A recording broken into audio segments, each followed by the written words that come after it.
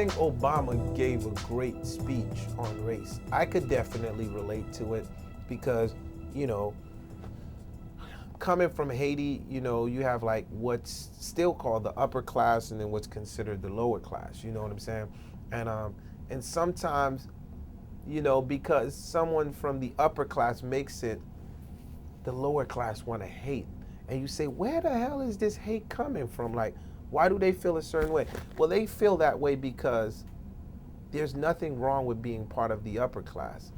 But they take it back 2 generations or 3 generations before. And that hate is coming from the fact of they're saying, well, our super ancestors were slaves, you know, and, you know, we basically feel like we're in the same position. So a lot of times when you see hate in the issue of race, you got to ask yourself, where actually is this hate coming from? No one is really making this hate up. Like, there was one time where people was really getting lynched. There was really one time when they was sicking dogs on people. Like, that's Martin Luther King. He got shot. Like, this is for real. Like, there's a time where people was angry. You understand? And similar to Obama, I mean, what I feel is that, you know, there's Moses, right? And then Moses could go but so far.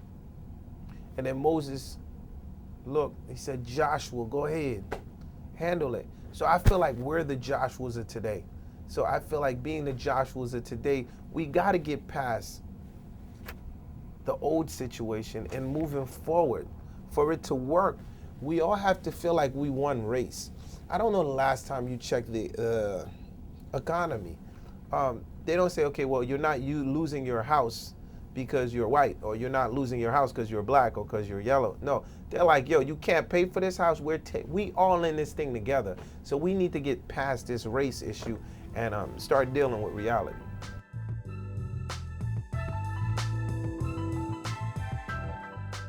I think the new generation of Joshuas, like, we're not done, but we need to start.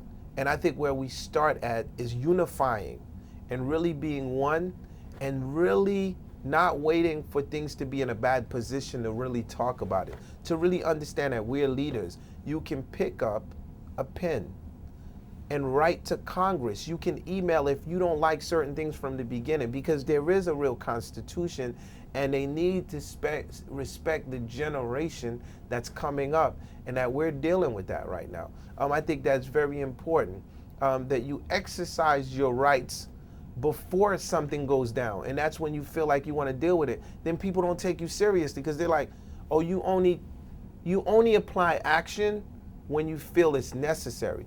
Well, I feel that action is necessary all the time. There's so much things that are going on in the world, from Africa to Asia, to back in your own hometown, where you're right now, you're sitting in a community. You might not be happy with the community.